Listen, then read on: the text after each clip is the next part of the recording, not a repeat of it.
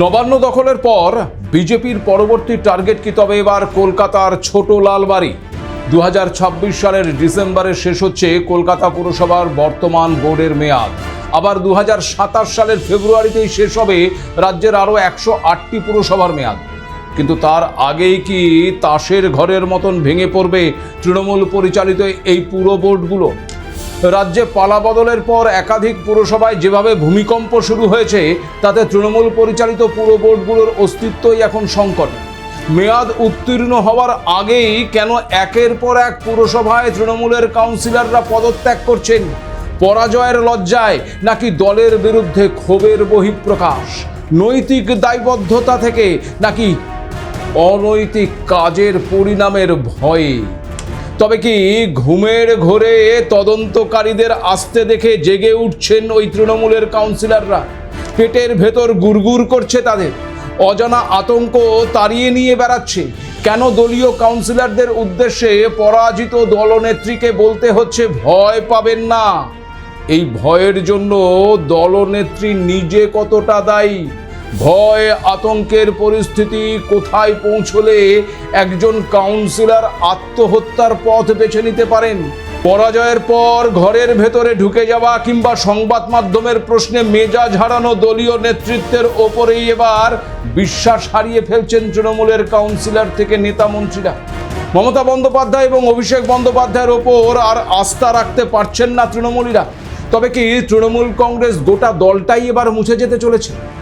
নমস্কার, আপনারা দেখতে শুরু করেছেন এডিটার্স ডায়েরি। আমি ভাস্কর দত্ত আরও একটি নতুন এপিসোডে আপনাদেরকে স্বাগত জানাই। নির্বাচনে হেরে যাওয়ার পরেই রাজ্যের প্রাক্তন দলটির মধ্যে গৃহদাহ শুরু হয়েছিল। একের পর এক নেতা, মুখপাত্র দলের শীর্ষ নেতৃত্বের বিরুদ্ধে একেবারে প্রকাশ্যেই মুখ খোলা শুরু করেছিল। এবার কেমন যেন ভূমিকম্প শুরু হয়ে গেছে গোটা ওই তৃণমূল কংগ্রেসের অন্দরে। দিকে দিকে পুরসভাগুলোতে যেন পদত্যাগের হিড়িক পড়ে গেছে। ভাটপাড়া, হালিশহর, গাড়ুলিয়া, একের পর এক পুরসভাগুলোতে পদত্যাগ করছেন তৃণমূলের কাউন্সিলররা। প্রশ্ন হচ্ছে, কেন পুরসভার মেয়াদ থাকা সত্ত্বেও একের পর এক পুরসভায় তৃণমূলের কাউন্সিলররা পদত্যাগ করছেন? নৈতিক দায়বদ্ধতা থেকে নাকি অনৈতিক কাজের পরিণামের ভয়ে? পরাজয়ের লজ্জা নাকি দলের বিরুদ্ধে ক্ষোভের বহিঃপ্রকাশ? আর এই আবহে দলের জয়ী বিধায়ক তথা মুখপাত্র কুণাল ঘোষের কচ্ছপ দিবস নিয়ে একটি পোস্ট অত্যন্ত তাৎপর্যপূর্ণ হয়ে উঠেছে। আপনারা নিশ্চয়ই ভাবছেন, কুণাল ঘোষের পোস্টের সঙ্গে কাউন্সিলরদের পদত্যাগের কি সম্পর্ক, তাই তো? আসুন তাহলে বিষয়টা একটু বুঝিয়ে বলি। দেখুন, দিন কয়েক আগেই উত্তর 24 পরগনার হালিশহর পুরসভার ভাইস চেয়ারম্যান সহ একযোগে 16 জন তৃণমূল কাউন্সিলর পদত্যাগ করেছে। সেই কাউন্সিলরদের অভিযোগ ছিল 2026 সালের বিধানসভা নির্বাচনের ফলাফল প্রকাশের পর থেকে পুরপ্রধান সহ দলের শীর্ষস্থানীয় 7 কাউন্সিলরের কোনো খোঁজ মিলছিল না। শীর্ষ নেতৃত্বের এই অনুপস্থিতি এবং দলের অভ্যন্তরীণ সমন্বয়ের অভাবে ক্ষুব্ধ হয়ে তারা পদত্যাগের পথ বেছে নিয়েছে। আবার ভাটপাড়া পুরসভা নিয়েও তৈরি হয়েছে অস্থিরতা। সূত্রের খবর যা জানা যাচ্ছে যে 35 জন কাউন্সিলরের মধ্যে 30 জনই একযোগে নাকি পদত্যাগ করেছেন। বাকি 2 জন কাউন্সিলর মৃত আর 3 জন এখনো পদত্যাগ করেন। এমনকি পুরসভার চেয়ারম্যান রেবা রাহাও পদ ছেড়ে দিয়েছেন। পদত্যাগ করেছেন উপপ্রধান দেবজ্যোতি ঘোষও। তিনি এই নিয়ে সংবাদ মাধ্যমের মুখোমুখি হয়ে আবার বলেছেন, কোনো উপায় ছিল না, একে একে সবাই পদত্যাগ করছিল। এই নিয়ে দলের শীর্ষ নেতৃত্বের তরফ থেকে কোনো রকম কোনো সাহায্য বা পরামর্শ মেলেনি বলেও রীতিমতো ক্ষোভ প্রকাশ করেছেন ভাটপাড়া পুরসভার পদত্যাগী উপপুরপ্রধান দেবজ্যোতি ঘোষ। হালিশহর থেকে ভাটপাড়া, এই দুটি উদাহরণই যথেষ্ট বুঝিয়ে দেওয়ার জন্য যে তৃণমূলের সংগঠন আজ ভেতর থেকে ফাঁপা হয়ে গেছে। এরপর আবার শুক্রবার গাড়ুলিয়া পুরসভার 9 জন কাউন্সিলর পদত্যাগপত্র জমা দিয়েছেন। একই সঙ্গে কোথাও 16 জন, কোথাও আবার 30 জন কাউন্সিলর পদত্যাগ করছেন। আর সব ক্ষেত্রেই পদত্যাগী তৃণমূল কাউন্সিলররা অনাস্থা প্রকাশ করছে ওই তৃণমূলের নেতৃত্বের প্রতি। যারা এতদিন দলের সৈনিক বলে নিজেদের পরিচয় দিতেন, তারাই আজ বলছেন যে দল তাদের পাশে নেই, নেতৃত্ব নিখোঁজ। কোনো নির্দেশ নেই, কোনো সমন্বয় নেই। অনেকেই প্রশ্ন তুলছেন, যে দল নিজের নির্বাচিত জনপ্রতিনিধিদেরই ধরে রাখতে পারে না, তারা আবার জনতার আস্থা কিভাবে ধরে রাখবে? আর এখানেই গুরুত্বপূর্ণ হয়ে পড়ছে ওই কুণাল ঘোষের পোস্টটি। কারণ কুণাল ঘোষ তার পোস্টে লিখেছেন, ঝামেলা দেখলে খোলসে ঢুকে থাকুন, খোলসের ভেতর থেকে সোশ্যাল মিডিয়া ব্যবহার করুন, বাইরের ঝামেলা একটু কমলে খোলস থেকে বেরোন, আগে মুখ বাড়িয়ে দেখে নিন কোন দিকে হাঁটবেন, তারপর সুবিধে মতো চলুন। বাঘ সিংহদের বয়স কম, ওরা অতটা জানে না, যা শেখার কচ্ছপদের মতো সিনিয়র অভিজ্ঞদের থেকে শিখুন। কুণালের এই পোস্ট কি তবে দলের শীর্ষ নেতৃত্বের বিরুদ্ধে? কারণ পরাজয়ের পর না দলনেত্রীকে না দলের সর্বভারতীয় সাধারণ সম্পাদককে কাউকেই কিন্তু খুব একটা ওই বাড়ির বাইরে বের হতে দেখা যায়নি। একদিন শুধু হাইকোর্টে গিয়েছিলেন মমতা বন্দ্যোপাধ্যায় আর অভিষেক বন্দ্যোপাধ্যায়। তার অবস্থা কি তা বোঝা গেছে ওই কালীঘাটে মিটিং শেষে বের হওয়ার সময়। নিরাপত্তার বেষ্টনীহীন অভিষেক কি অসহায়।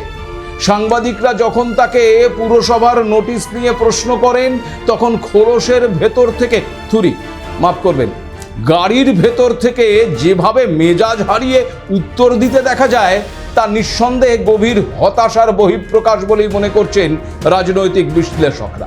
নির্বাচনী প্রচারে যে এত হুঙ্কার দিলেন, ডিজে বাজানোর কথা বললেন, সেই তিনি কিনা এখন দলীয় কর্মীদের পাশে দাঁড়াতেও সংশয় বোধ করছেন। আসলে যে নিজেই রক্ষা কবচ পাওয়ার জন্য হাইকোর্টে দৌড়াচ্ছেন, তিনি দলীয় কর্মীদের আর কি সাহারা দেবেন? দলের এই পরাজয়ের জন্য তো দলের অধিকাংশই এই অভিষেক বন্দ্যোপাধ্যায়ের দিকে সরাসরি আঙুল তুলেছেন। এই অবস্থায় কি মুখেই বা তিনি ওই কর্মীদের অভয় দেবেন? তবে সত্যি কি দলের নেতৃত্বের প্রতি ক্ষোভের কারণেই এই কাউন্সিলররা পদত্যাগ করছেন, নাকি এর পেছনে রয়েছে আবার ওই পিঠ বাঁচানোর চেষ্টাটাও? কারণ গত 15 বছর ধরে যেভাবে সরকারটা চলেছে, তাতে কাউন্সিলরদের এই গণপদত্যাগের পেছনে যে এক আতঙ্ক আর ভয় কাজ করছে, তা কিন্তু বলাই যায়। আসলে ক্ষমতায় থাকার সময় যে অনিয়ম, দুর্নীতি, কাটমানি, সিন্ডিকেট সংস্কৃতি গড়ে উঠেছিল, আজ ক্ষমতা হারানোর পর সেই সব কিছুই বুমেরাং হয়ে সামনে আসার আশঙ্কায় এখন কাঁপছে বহু কাউন্সিলর। নৈতিক দায়বদ্ধতার গল্পটা যতই সামনে আনা হোক না কেন, তদন্তের ছায়া যত ঘনীভূত হচ্ছে, ততই ওই পদত্যাগের সংখ্যাটা বাড়ছে। এ যেন আগে থেকে দায় ঝেড়ে ফেলার একটা মরিয়া চেষ্টা। সত্যিই কি পদত্যাগ করলে দায় মুক্ত হওয়া যাবে? এখন প্রশ্ন হচ্ছে, যদি ভয়ের কারণে পদত্যাগ করে থাকেন এই কাউন্সিলররা, তবে সেই ভয় তৈরি করলো কে? কেন তৃণমূল সুপ্রিমোকে প্রকাশ্যে বলতে হচ্ছে ভয় পাবেন না? ভয় যদি নাই থাকে, তাহলে এই আশ্বাসের প্রয়োজন পড়ছে কেন? আসলে এই ভয় বাইরের নয়, এই ভয় একেবারে ভেতরের। গত 15 বছর ধরে এক রাজনৈতিক সংস্কৃতি তৈরি করা হয়েছে, যেখানে ক্ষমতা মানেই প্রভাব, আর প্রভাব মানেই দুর্নীতি। কিন্তু ক্ষমতা থেকে সরে যেতেই দুর্নীতির প্রাসাদ তাসের ঘরের মতো এখন ভেঙে পড়ছে। এখন প্রতিটি সিদ্ধান্ত, প্রতিটি স্বাক্ষর, প্রতিটি টেন্ডার, সব কিছুর হিসেব দিতে হবে যে। আর এই উপলব্ধিটাই হলো এই আতঙ্কের প্রধান কারণ। আর এই আতঙ্ক শুধু যে ওই কাউন্সিলরদের তারা করে বেড়াচ্ছে তা কিন্তু নয়, তারা করছে একেবারে শীর্ষ নেতৃত্বকেও। নিরাপত্তা প্রত্যাহার, এফআইআর, পুরসভার নোটিশ, ধীরে ধীরে যেন তদন্তের গতিপথ এগোচ্ছে ওই কালীঘাটের দিকেই। আর তাই সামান্য প্রশ্নেও মেজাজ হারাচ্ছেন অভিষেক বন্দ্যোপাধ্যায়। আস্থার জায়গাটাই যেন আজ ভেঙে পড়েছে। আর এই ভাঙন এখন চেইন রিয়াকশনের মতো ছড়িয়ে পড়ছে দিকে দিকে। এক পুরসভায় পদত্যাগ মানেই অন্য পুরসভায় চাপ তৈরি হওয়া। যে কাউন্সিলর আজও পদে রয়েছেন, তিনিও ভাবছেন যদি বিপদে পড়ে যান। ফলে এক ধরনের মনস্তাত্ত্বিক সংকট তৈরি হয়েছে, যেখানে দলীয় পরিচয়ের চেয়ে ব্যক্তিগত নিরাপত্তাটাই বড় হয়ে উঠছে। আর রাজনীতিতে যখন এই মানসিকতা তৈরি হয়, তখন পতন শুধু সময়ের অপেক্ষা। অন্য পুরসভাগুলোর পাশাপাশি তাই প্রশ্ন উঠছে কলকাতা পুরসভা নিয়েও। 2026-এর ডিসেম্বর পর্যন্ত আদৌ টিকে থাকতে পারবে তো এই বোর্ডটি, নাকি তার আগেই একেবারে তাসের ঘরের মতন ভেঙে পড়বে? এই ভয়ের জন্য দলনেত্রী নিজে কতটা দায়ী? ভয় আতঙ্কের পরিস্থিতি কোথায় পৌঁছলে একজন কাউন্সিলর আত্মহত্যার পথ বেছে নিতে পারে? তবে কি তৃণমূল কংগ্রেস গোটা দলটাই এবার মুছে যেতে চলেছে? শনিবার সকালে দক্ষিণ দমদম পুরসভার 18 নম্বর ওয়ার্ডের তৃণমূল কাউন্সিলর সঞ্জয় দাসের অস্বাভাবিক মৃত্যুর খবর নাড়িয়ে দিয়েছে তৃণমূল স্তরকে। নাগেরবাজারের কাজীপাড়ায় নিজের বাড়িতেই আত্মঘাতী হয়েছেন তিনি। সঞ্জয় রাজারহাট গোপালপুরের প্রাক্তন বিধায়ক ওই অদিতি মুন্সি এবং তার স্বামী তথা তৃণমূল কাউন্সিলর দেবরাজ চক্রবর্তীর ঘনিষ্ঠ বলেই পরিচিত। আরও জানা যাচ্ছে যে একের পর এক দলীয় কাউন্সিলরদের গ্রেপ্তারি নিয়ে মানসিক অবসাদে ভুগছিলেন এই সঞ্জয়। আর এখানেই প্রশ্ন উঠছে, ভয় আতঙ্কের কারণেই কি একজন কাউন্সিলর তবে আত্মহত্যার পথ বেছে নিলেন? আর যদি এমনটা হয়ে থাকে তবে প্রশ্ন হচ্ছে, এই ভয় আর আতঙ্ক তৈরি করলো কে, কেন? এর দায় কি ওই প্রাক্তন মুখ্যমন্ত্রী তথা তৃণমূল সুপ্রিমো মমতা বন্দ্যোপাধ্যায় বা তৃণমূলের সর্বভারতীয় সাধারণ সম্পাদক অভিষেক বন্দ্যোপাধ্যায় এড়িয়ে যেতে পারেন? দেখুন, এ কথা সত্য যে গত 15 বছরে তৃণমূলের শাসনে যত সময় গেছে ততই পশ্চিমবঙ্গ সরকারের বিরুদ্ধে জমেছে ক্ষোভ, উঠে এসেছে পাহাড় প্রমাণ দুর্নীতির অভিযোগ। কোথাও স্থানীয় তৃণমূল নেতাদের দাদাগিরি, সিন্ডিকেট বা দুর্নীতির অভিযোগ, কোথাও আবার সাধারণ মানুষ বঞ্চিত হয়েছেন সরকারি পরিষেবা থেকে। বহু ক্ষেত্রেই পুলিশ বা প্রশাসনের দ্বারস্থ হয়েও সমাধান মেলেনি বলেই অভিযোগ।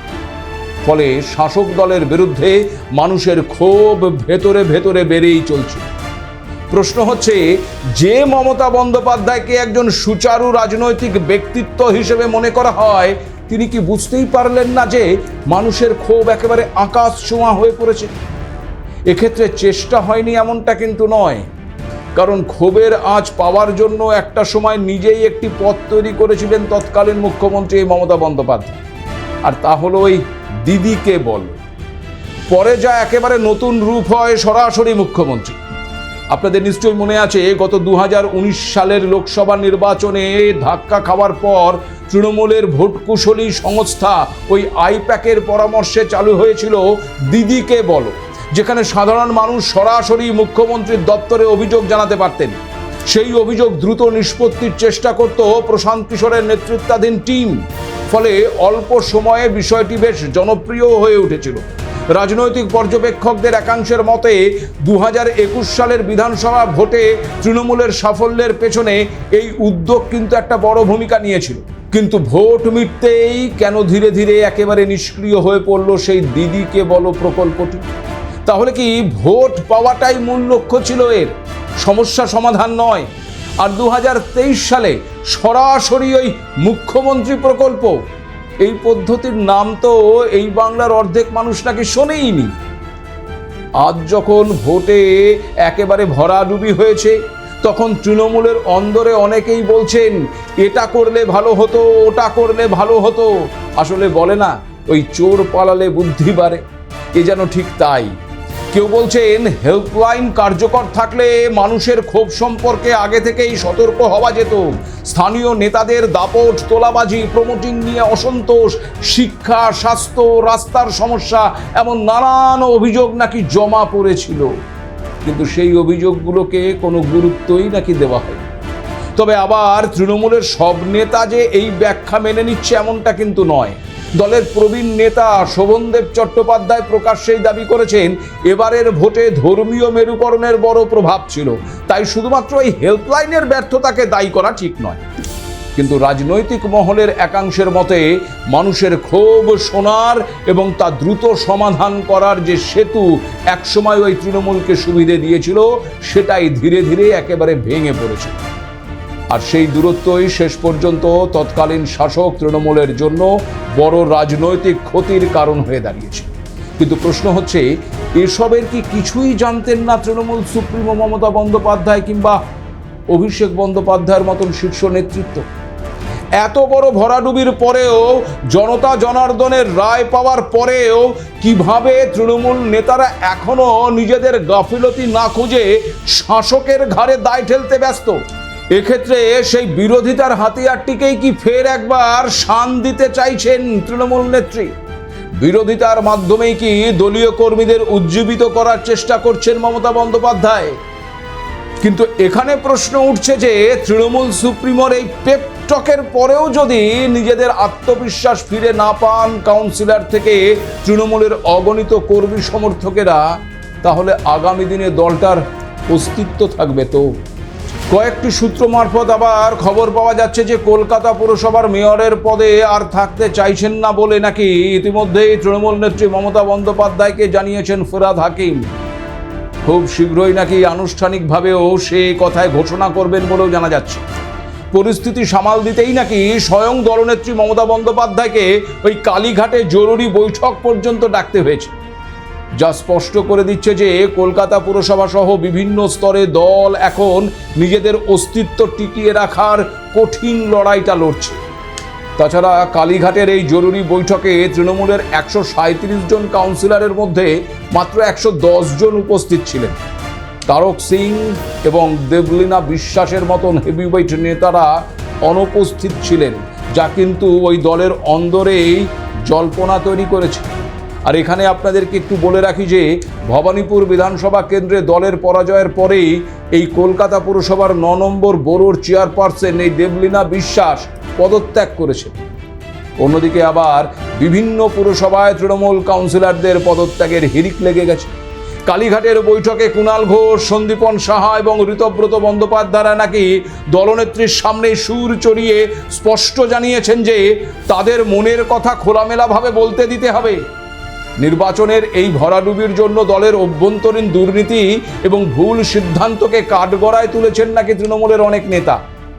পরিস্থিতি বেগতিক দেখে মমতা বন্দ্যোপাধ্যায় দলের আইনি সেল এবং কাউন্সিলরদের নির্দেশ দিয়েছেন যে প্রশাসনিক কাজে বা পুরসভায় কোনো বাধা এলে সরাসরি ধর্নায় বসতে হবে। জানা গেছে দলটাকে নাকি পেশার মতো নয়, নেশার মতো করে করার পরামর্শ দিয়েছেন তিনি। কিন্তু নেশাতেই তো অনেকেই এই তৃণমূল করেছিলেন, তারপরেও এখন এত ক্ষোভ কেন ওই দলীয় নেতা কর্মীদের মধ্যে? তবে কি সেই নেশা শুধুই ক্ষমতার আর দুর্নীতি করে পয়সা কামানোর নেশা ছিল? যদি তাই হয়ে থাকে তবে সেই নেশা কাটানোর দায় বা দায়িত্বটা কার ছিল? যেভাবে দিকে দিকে কাউন্সিলর থেকে নেতা, বিধায়ক থেকে সাংসদদের প্রাসাদ সম বাড়ি আর বিশাল সম্পত্তি গড়ে উঠেছে, তার কি কিছুই জানতেন না দলের নেত্রী? আপনারাও জানেন যে আপনাদের পাড়ায় কাউন্সিলর আগে কি করতেন, কেমন ছিলেন, আর এখন তার কি অবস্থা। আর সে খবর সত্যিই কি কিছুই রাখতেন না মমতা বন্দ্যোপাধ্যায়? এটা সম্ভব নাকি সব জেনে শুনে তিনিও ওই ক্ষমতায় টিকে থাকার নেশায় বুঁদ হয়েছিলেন? আর সে কারণেই কি ফিরহাদ কন্যা নাম না করে তাকে ধৃতরাষ্ট্রের সঙ্গে তুলনা করলেন? আয়নার সামনে দাঁড়িয়ে কি এখনো সত্যি তৃণমূল নেতৃত্ব দেখতে পাচ্ছেন না নিজেদের দম্ভের প্রতিবিম্বটি? তাদের নাকে কি লাগছে না দুর্নীতির গন্ধ? সত্য আর বাস্তব থেকে যদি মুখ ফিরিয়ে জোর করে সবকিছু ঢাকার চেষ্টা হয়, তবে কিন্তু সেদিন খুব বেশি দেরি নেই। তৃণমূলের একটি বড় অংশ এখন অস্তিত্ব সংকটে ভুগছে, বিজেপির সঙ্গে যোগাযোগ রাখছে বা শান্ত থাকার চেষ্টা করছে যাতে পুরনো দুর্নীতির ফাইল অন্তত করে খুলে না যায়। এই সামগ্রিক পরিস্থিতি প্রমাণ করে যে রাজ্যে ক্ষমতা হারানোর পর তৃণমূল কংগ্রেস এখন শুধু সংগঠনেই নয়, বরং কলকাতার মতো নিজেদের সবচেয়ে শক্তিশালী দুর্গেও প্রশাসনিক এবং রাজনৈতিক নিয়ন্ত্রণ বজায় রাখতে রীতিমতো হিমশিম খাচ্ছে। 34 বছর শাসনের পর এই বাংলায় শূন্যে পরিণত হয়েছিল বামেরা, কিন্তু তবু তাদের নীতি এবং আদর্শ এবং পন্থার কারণে দলটি রয়ে গেছে। কিন্তু তৃণমূল কংগ্রেস, একা নেত্রী মমতা বন্দ্যোপাধ্যায়ের কাঁধে ভর দিয়ে চলা দলটি আগামী দিনে নিজেদের অস্তিত্ব আদৌ টিকিয়ে রাখতে পারবে তো? অশনি সংকেত কিন্তু রয়েছে। আজ এ পর্যন্ত, নমস্কার।